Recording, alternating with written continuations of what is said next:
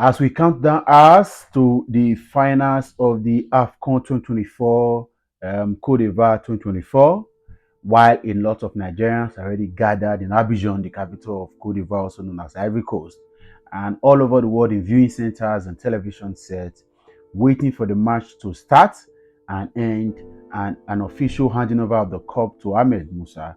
Two Nigerian players may have challenges, may have problems, but of course are ignoring that to focus on the match, and this is why we must all give them the support. First is Victor Osimhen, the Nigerian ball star of Napoli. For many persons may not have noticed, or maybe you noticed, you didn't give it so much thought of the reason why the young man cried into the dressing room after the win against South Africa. Well, this video that has now gone viral and probably did not get the attention of the whole of the country may not be unconnected with his situation with his club Napoli. If you observe on social media, many clubs where Nigerian players are not, in fact, all African players, some African players are playing currently, had to celebrate their players, welcome them, announce their heroics, and sometimes also record their scores of their encounters throughout the AFCON tournament. But Napoli, who the current African best player of the year plays, has never for once posted about AFCON, and of course it's not unconnected with a lot of things. And so you see why Victor Osimhen plays the AFCON as though it is his last tournament and with all his heart and commitment. And so many persons, despite the goal drought from the super striker, has seen the commitment of Victor Osimhen to the team, and his selflessness, his commitment, his dedication, his doggedness, his determination, and of course the fact that he does everything just to ensure the team wins, because he believes that this will be glory time for him despite the situation. If you follow the news, Napoli a couple of weeks ago did put pen to paper with Victor Osimhen for an extension of his contract. But days after, they had announced that the young man can leave in the summer. Where did all this start? I think it was in AFCON 2022 that Senegal won, where Victor Osimhen left Napoli to go to the tournament. Of course, he couldn't play for the tournament because he was also outrightly injured. But then the Napoli president had made statements in public places insisting that Victor Osimhen would be the last African player he was going to sign, because, of course, leaving at the crucial time in January, for example, to the AFCON tournament was a disaster for the club, and he would not want to repeat that. And of course, there have been several other insinuations, including the racist attack on his person on their TikTok page and all of that. So Victor Osimhen is probably not loved by his club, despite all he gives to them, and he may have to leave. But you see, the young man has said that he's putting that behind him and he wants to focus. A lot of players in Africa have turned down several invitations of their country, either for friendly or games, qualifiers, and even tournament like this to focus. There's even a certain Nigerian player in the Spanish league that had said he was injured and had to go back to recuperate, only for him to be seen playing for his club. That is not why we are here. That's why I'm not even concentrating. But Victor Osimhen is playing the AFCON tournament as though his life depends on it. And that is why all of us Nigerians must give the support that we can to him, despite whether he scores or not. Because these guys, they read social media, they follow us, and all the years that you are not scoring because of that you're not doing well, whether these guys are putting the effort or not. I made example of Oliver Giroud at the last World Cup that France won.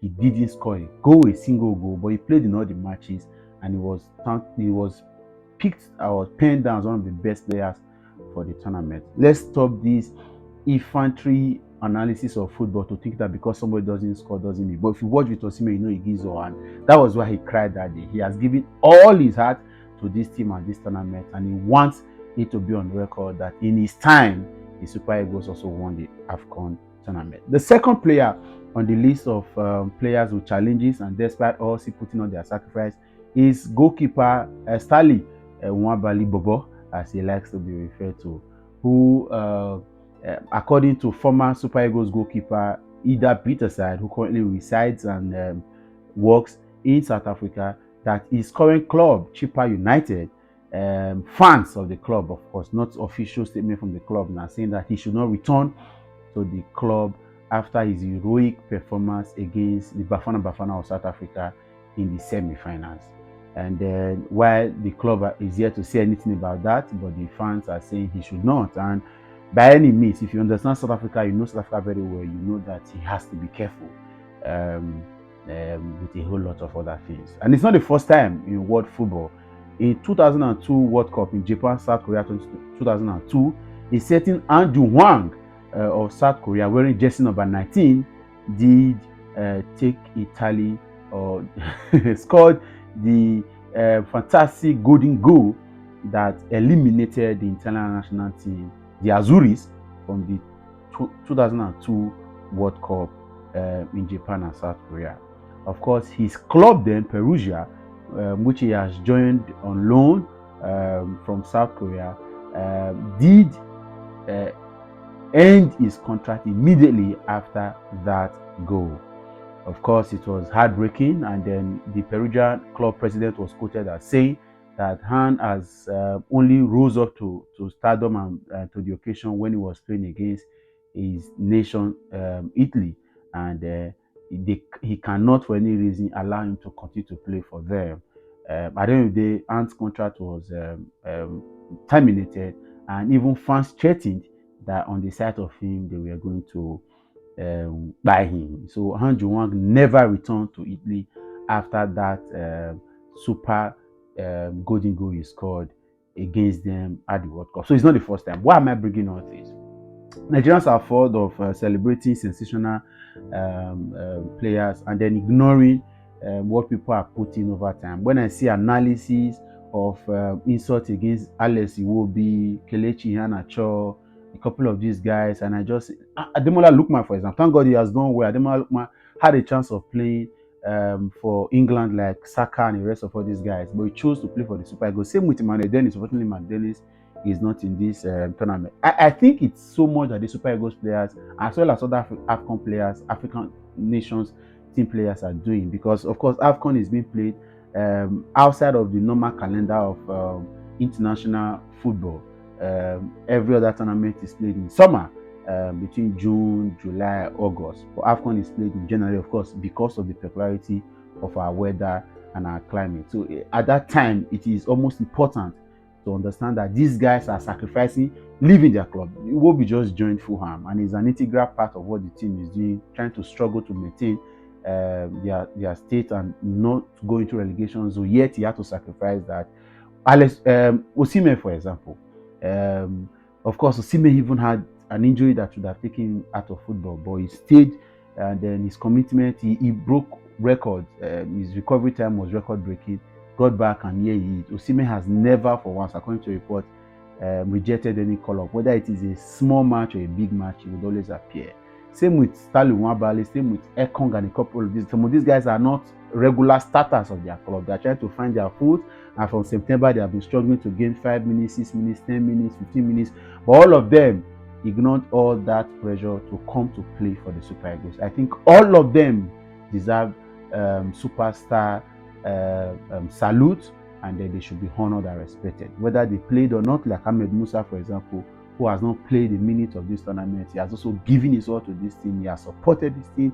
Not very many captain and experienced player like him will not be pressuring the coaches to put him into the field. Will not so a lot. So let's continue to support them, and irrespective of the scoreline of this match, let's understand that we have raised heroes. These guys put in their all, and they have given their best, and they deserve national heroes. I do not national heroic celebrations or salutations, so to speak. I do not want us to say because they couldn't win the finals, that's not enough for us to discard them. These guys are putting so much. Let's not make them cry. Let's honor them, and let's not forget that this is not the end. Quite young players. Very few of them may have to retire after this tournament, right? Maybe another one more, right? I don't know if Ahmed Musa has a plan to retire. But that's good for us, though. Good for us. There are times where people like that can wake up to the occasion and become what we need. AFCON seems to be too physical, and that's why it doesn't have a space right now. So that's my thoughts. I'll catch you in the finals. Let me know what your predictions are for the finals between Nigeria and Cote d'Ivoire. I see a long goal victory and then it will happen, right? Catch you in the finals. Bye for now.